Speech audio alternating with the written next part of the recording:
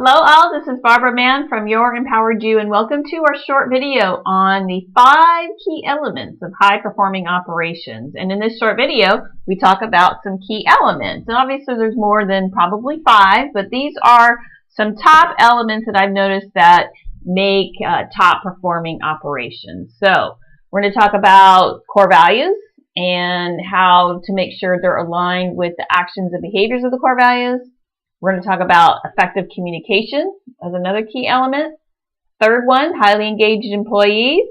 The fourth, promotions from within and why that's important. And then the fifth one is collaboration and working together as an operation amongst departments. So let's talk about why the core values are so important. So the core values really sum up what an organization is all about, what's really important to them. It tells us what's allowed, what's not allowed, how they want their employees at every level of the organization to act and behave. So these core values should align with all the actions and behaviors of everybody in the operation, regardless of the level, from a C exec to individual contributor. So it really tells us, what the organization believes about its employees, the company, the customer, and it starts with these core values. It sets the tone for your organization.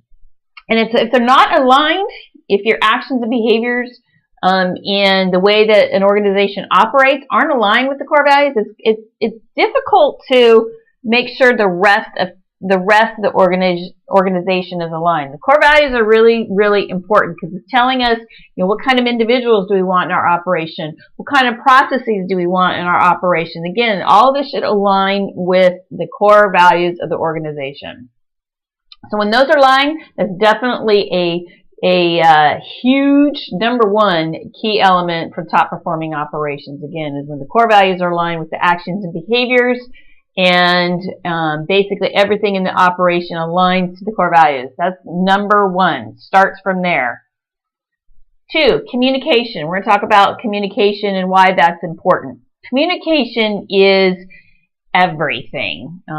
Most of the time people have breakdown in communications, whether it's between the manager and their employees, whether it is from peer to peer, whatever the case may be. So communication is extremely important, and it's definitely better to over communicate than under communicate. So your communication needs to be open, honest, and transparent. Very, very important that people feel like what they're being told is the truth. And this is kind of aligning, with your core values. Usually your core values have something about integrity and honesty and things of that nature.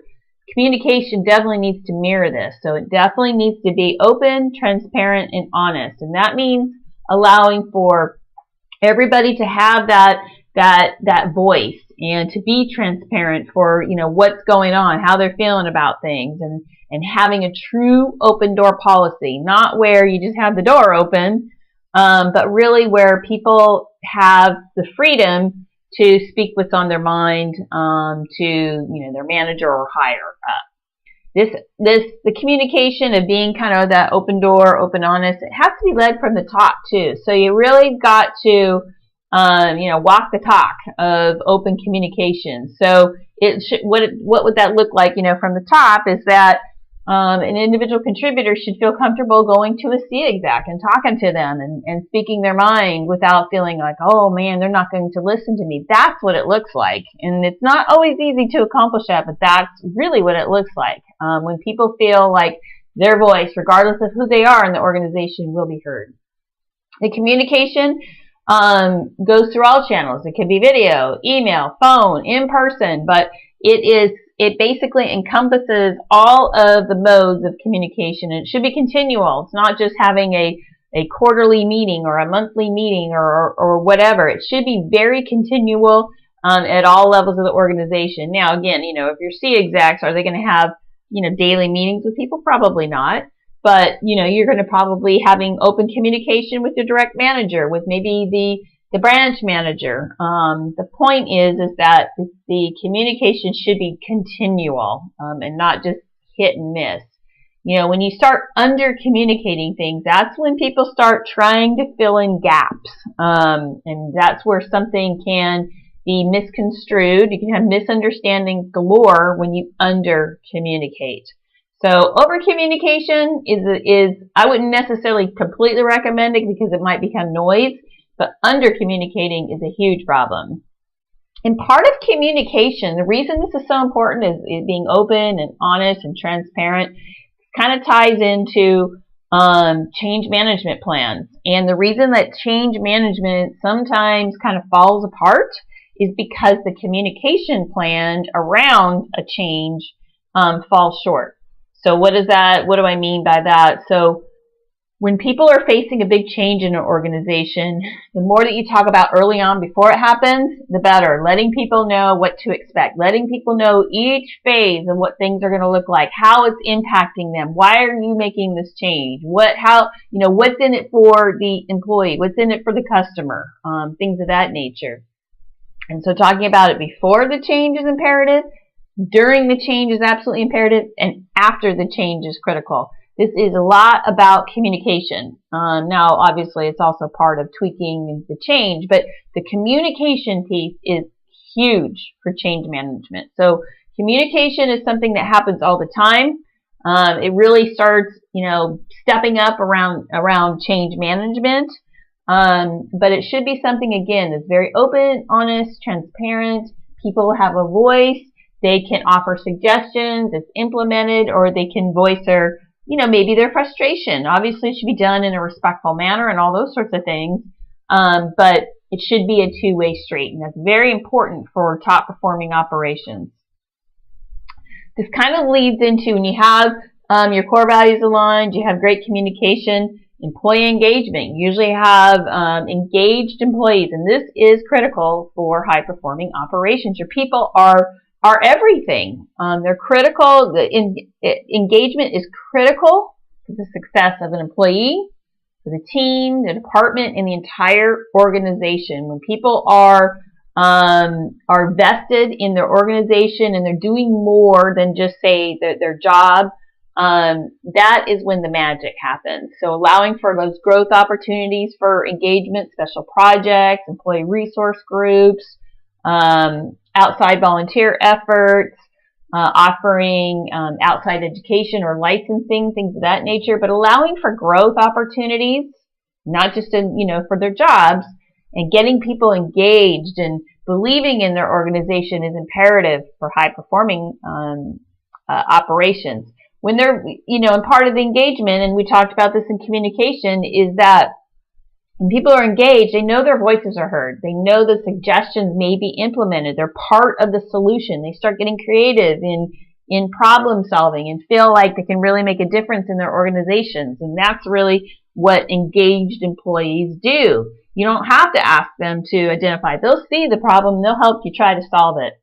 And make sure that obviously when this happens is you have a strong recognition and reward system in place. So when people are going above and beyond and doing all these efforts and they're engaged, you definitely want to make sure that they feel valued, they are recognized, and they're rewarded. That's really, really important for employee engagement. So that's another element for high-performing operations, high employee engagement.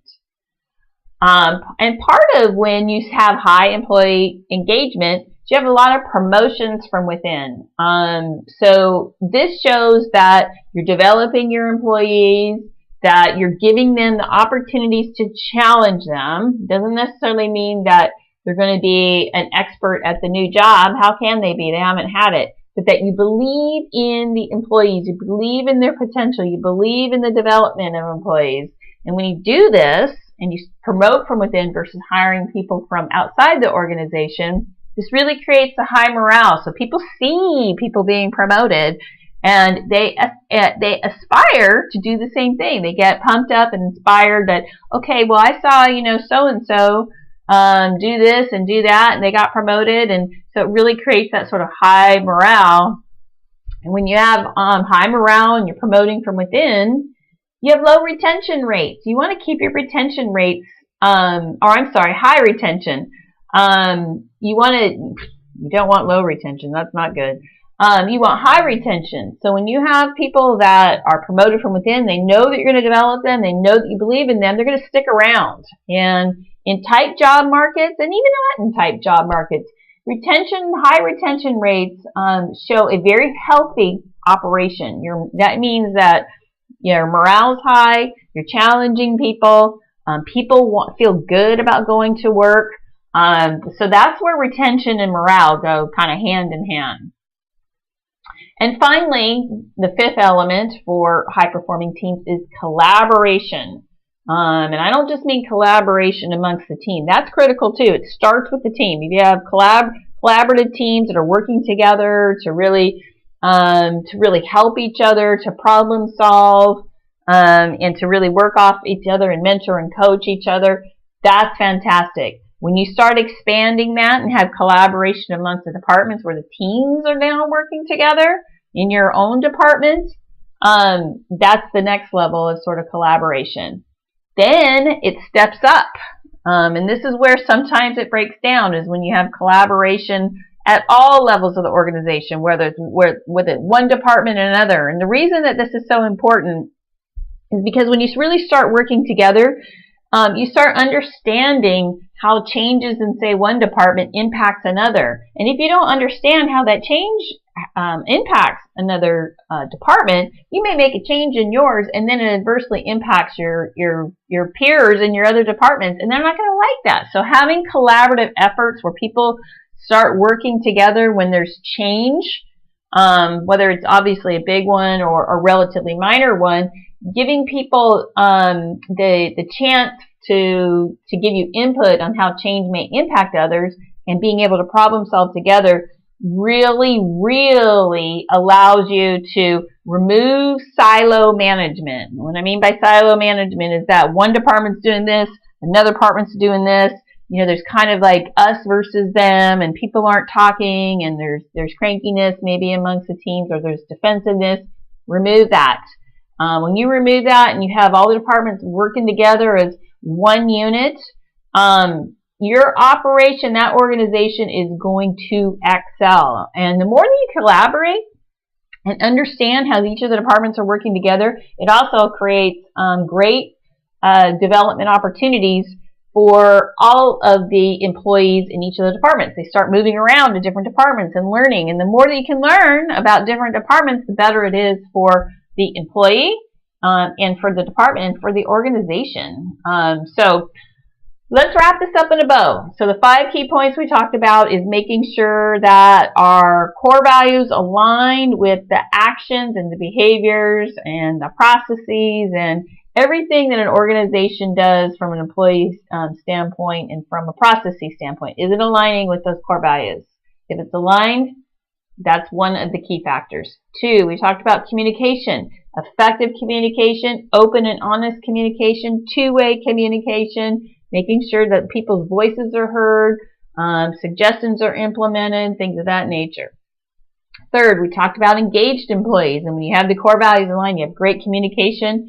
You're teeing it up for engaged employees, challenging your employees, giving them growth opportunities, having the high morale. This is all part of what engaged employees look like.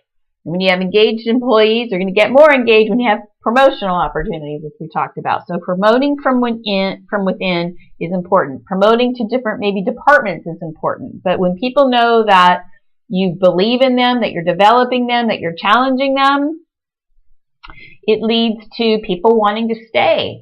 The morale is high. The retention rates are higher. And then finally, we talked about the 5th key element of collaboration amongst the team, amongst peer-to-peer, amongst manager to manager, amongst department to department. When the more that you can collaborate and making sure that you understand how all the changes are impacting another, or how you come together to problem solve and really help as many people as possible through collaborative efforts, the better it is for, again, the employees, for the team, for the department, and for the organization. So I hope you've enjoyed our short video on 5 key elements of high-performing teams. And for additional resources or to schedule a session with me, Please visit my website at www.youремpoweredyou.com. You can email me at bman@youремpoweredyou.com, or you can give me a ring at 916-633-2555. And I thank you very much and have a very empowered day.